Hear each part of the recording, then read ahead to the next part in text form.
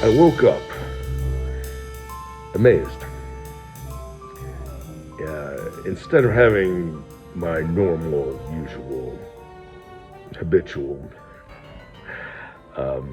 frustration dreams, which sometimes would not be out of place in Kill Bill meets the revolting monster from the deep, I dreamt some stuff that I'll get into in a few minutes that liberated me in a way I haven't felt probably since I was in middle school. And you probably can tell by the color of my beard that wasn't recently.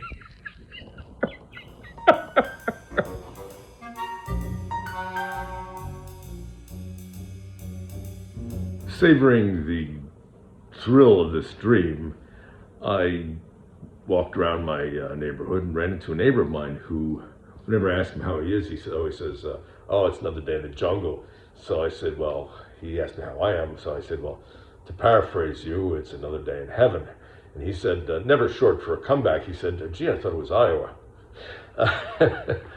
In any event, I wrote the dream down a day or so later, and it occurred to me that I want to stay with this dream for a lot longer. And one of the ways I do with literary elements, musical elements, whatever, that I want to savor, is that I make them into larger projects. Large is kind of my middle name. I set out to write, a 2-minute piece, and comes a Bruckner-length symphony before long. My manager says I need to learn to edit. I guess that's true. I think it was Thomas Wolfe, who used to write on top. He's very tall. He used to write on top of refrigerators, which in my particular case, I need a very short refrigerator. But in any event, my sister says that you need to. She's a very brilliant psychologist. You should read her first book. We'll see if she writes another. I sure hope so. She says that we have to learn to tolerate feelings of happiness and joy and all the positive emotions the same way we learn to sit with negative feelings and our traumas, because it's only by staying with certain difficult, and even trying to get a good shot of the wonderful fall foliage out here, but I can't seem to do that right now. Maybe I'll be able to do it later. There's a wonderful shot from this living room window. In any event, I will focus on one of the wonderful paintings we have in the background here. This one is by a friend of mine, Laura, who was wonderful. And a whole bunch of artwork you can see on top of the bookcases by my mom, who was a sculptor as well as painter and environmental artist. And that cute little girl up there is my wife. Again, not recently. You could say she was a child bride, but not exactly. So in any event, Amy says that you have to learn to stay with good feelings as well. So I took her advice and, of course, did the exact opposite. I flipped over into the dark side almost immediately. Darth Vader would have been proud of me. And I thought, gee, I had all these feelings of regret now that I could have been, should have been, like the character in my dream who was a music teacher who decides to stay at his job teaching elementary school kids because he realizes that there's no limit to the refinements of his teaching that would help his kids become extraordinary musicians, even by the age of 10 or 11 when they graduate elementary school. I guess in my dream it's K through 8. And I thought of Vivaldi, who was, of course, one of the great teachers of all time, taught in an orphanage, and the story is that rich people used to pay a lot of money to the orphanage so they could get their daughters into the orphanage because he was such a great teacher and had such a great ensemble and wrote concertos, as we know, for all of his students at a rate of something like one a week for many, many years. Some people say they're the same concerto 600 times, but I think if you really look at them, there's a tremendous amount of individuality. The underrated composer, I think, in general, Vivaldi. So in any event, if my sister didn't say it exactly like that, she should have. You know the old saying that if you put 100 writers in a room and you have a discussion, you get at least 200 opinions. I'm sure there's another joke in there, something like, if you have these 100 writers slaving away at old-fashioned typewriters for weeks and months and years on end, and they're basically living on caffeine and takeout, eventually, if you put all their work together, you'll come up with a manuscript that could have been written in one day by a monkey.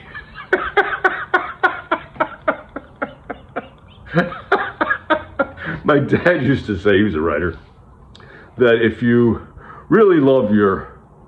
I still can't get that shot of the outside. Let me see if I can turn this around. And, nah, not gonna work. Technologically impaired here, apparently. So my dad used to say that if you really love your work, you think it's the best thing you've ever written, it's gonna make you a fortune, and you can't stop laughing, it's probably terrible. Here's a card. So you're getting a little tour of my living room here.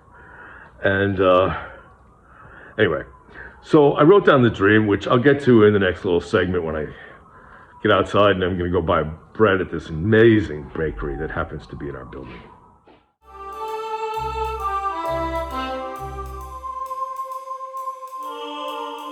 Here's a great shot of the red light district, otherwise known as my hallway where I wait for the elevator.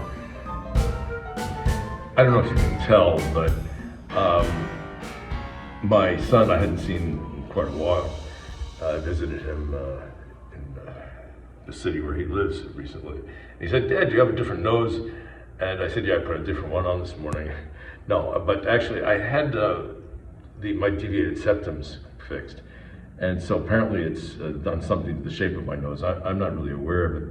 But I did ask the doctor if, after the deviated septum was fixed, if I would now have a standard deviation.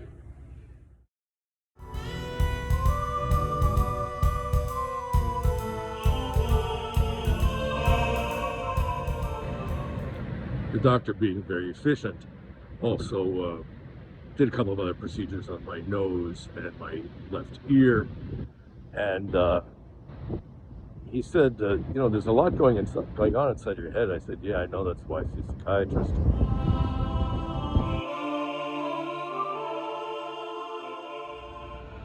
So what was this dream that had me in nirvana and back again? I was conducting an elementary school orchestra for many years in this dream. And apparently the group were pretty good.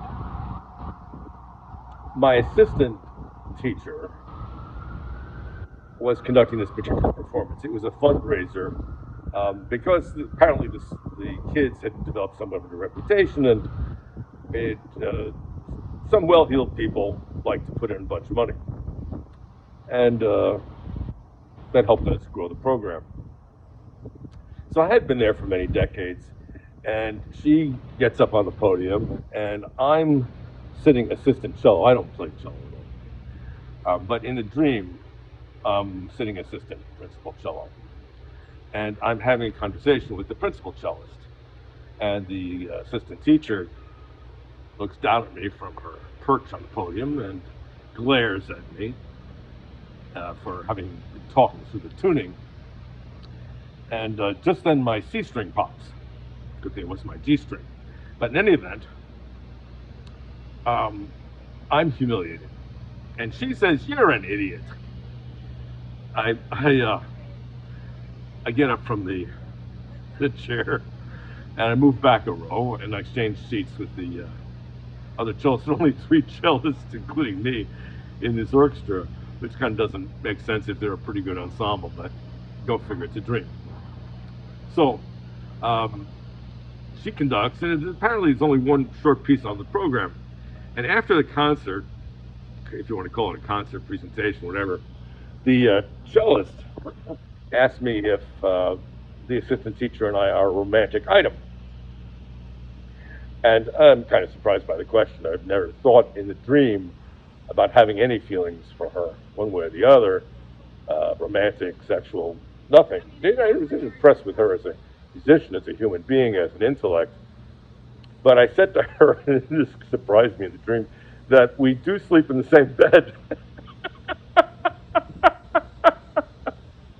Not only that, we sleep in the same bed naked, but we don't touch. There's no contact between us. There's no connection. And I guess some people sleep in the same bed and have no connection, but they have sex anyway. But in this dream, there's no hanky-panky going on. And so I see in my mind's eye during the dream that we're both in this bed naked on opposite ends of it's a fold-out cot, large fold-out cot in the back of the stage. And we have our backs turned to each other, and we're both in the fetal position, sort of forming question marks, and there's a space between us. We don't have any covers on, but there's this naked space in between the fact that we have no connection. Well, in any event, I'm not feeling so happy with the cellist having asked me this personal question, but being that said, I did give her what felt like a thorough and honest answer. So the next scene in the dream, I'm talking to some students, and I realized that I've had enough of teaching, at least at the elementary school level. It's been 25, 30 years, whatever, and I decide to retire from that position. And to my surprise, some of the students come up to me and say, Maestro, I really learned a lot from you. I'm surprised. And then a bunch of other students come up and say similar things, and then a bunch of alums come by. And they say, gee, I didn't realize it when I was a student, but you really did teach me a bunch of stuff. And then 3 angels appear. I didn't make this up consciously, it's not a story, but it sounds like it. Anyway, that's why I made it into a story. So 3 angels appear, and they're professional black women who are administrators of the school. And the first angel, who's the principal, says to me, you really have been an integral part of this educational institution, this school, with great appreciation, and which she showed not only emotionally and verbally, but in sort of financially and in every way. She was a great boss and really helped me in real life. In real life, Dr. Dolores Beckham was an angel, and at her funeral, in real life, there were thousands and thousands of mourners because she had been such a beacon in the community. Dr. Dolores, the Dolores angel of pain transformed, was flanked by Angel Beatrice, the angel of beauty, who was always. Go ahead. I'm in the. As you can tell, I'm in my neighborhood enjoying the trees, and so my neighbors are passing, which is, I tell them, I don't tell them to stop, or pots, as the case may be. In any event, Beatrice, who I never called Beatrice, she was always Mrs. Johnson to the students and to me. She was very formal, but she was always extremely encouraging. Except for the first time at my second or third interview at the school, she said, if you molest any of my kids, I'm going to come after you. I don't know why she said that. I was not a sex offender. I had no record of that, but that was what was in her mind. But things changed over the number of years that I taught there, and she became one of my great supporters. And whenever I was feeling, not whenever, but sometimes when I felt particularly stressed, she would remind me of having gotten through difficult years earlier in my life. She said specifically college, conservatory, and she said, you got through that, you'll get through this, and you will succeed. And she was a great support for me. And the third angel, Angel Sloan, was also an assistant principal. And I call her the angel of the whistle because one day she walked into my classroom, must have been the first year that, no, actually, must have been, I was teaching there a while, and developed some sort of classroom management skills. And I used some hand signals to quiet the students. And they came to a complete, from ruckus to complete silence. And she said, "You go through all that just to get them quiet? This is what I do." And she pulled out a police whistle and blew it. It's for true. So I call her the angel of the whistle. But I don't think she laughed, had a sense of humor about herself at that moment. But she was a strong woman. 3 very strong women in my personal history. So in any event, they're in the dream, and they're very encouraging. And I feel that I have done, thanks to their encouragement, that I have done a yeoman's job at this middle school. Or in the case of the dream, that came through age. And I feel it's time to move on. No regrets. It just feels right. And I feel light. I feel satisfied. I feel okay. Not inflated, not deflated. I just feel good. And then more students from the past, alums, come by and thank me. And I wake up feeling free. What this led to, surprisingly, after a day or so, was that it launched me on a project which has been on my mind for years. Earned in the first segment of this little triptych, or however many little videos I'm stringing together for this vlog, I mentioned that I hadn't felt that free since middle school. And that's not a random period in my life. When I was in 8th grade, an English teacher, Sandy Schaller, recognized that I had some musical talent. And he asked me if I would write the incidental music to a play that he was producing with the kids. I don't know anything about writing incidental music, or I had been writing music already for 3 years. I started with the little ditties that I wrote for piano when I was 10, which fortunately I've thrown away. But in any event, I wrote it in the score, and I performed it on piano, clarinet, oboe, and bassoon. Obviously not all at the same time. And I wasn't much of an instrumentalist, but I could play my own music. And it was fun. It was really a great experience. It was certainly one of the highlights of my life, even these many decades later. And then I really liked combining music with words. And my uncle, who was a theater director and producer, small time, but he did it for many decades. He managed to have a somewhat successful run for those decades, and his wife was a spectacular grant writer, apparently, my aunt, who had gotten her bachelor's and master's degree after her 3 kids, my cousins, were grown. Is quite an extraordinary person in her own right. So anyway, my uncle said, "Oh, you like to write for the theater? Well, I have a theater. Why don't you try writing some instrumental music for the next show I'm doing?" So I wrote it. I think it was for clarinet and piano this time.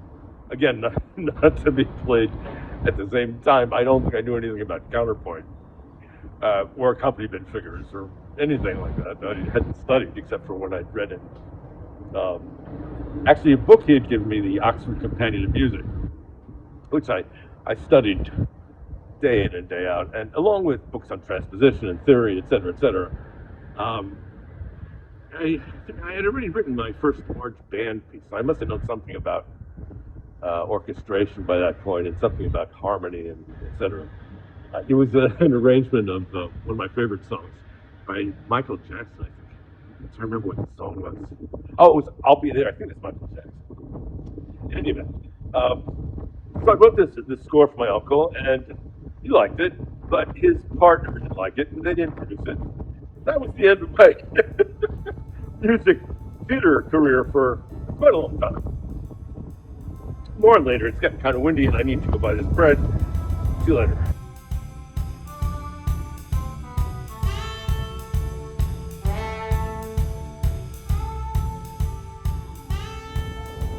I'm going to ask my video editor if he can strip in a couple of these shots of still photographs. The name of the bakery is Bread Story, which is perfect for a writer. Anyway, so this dream was very liberating. So the project that picks up really where I left off at the ripe old age of 13, I had already known that I wanted to be a professional musician. After my first clarinet lesson, clarinet was the first instrument I loved.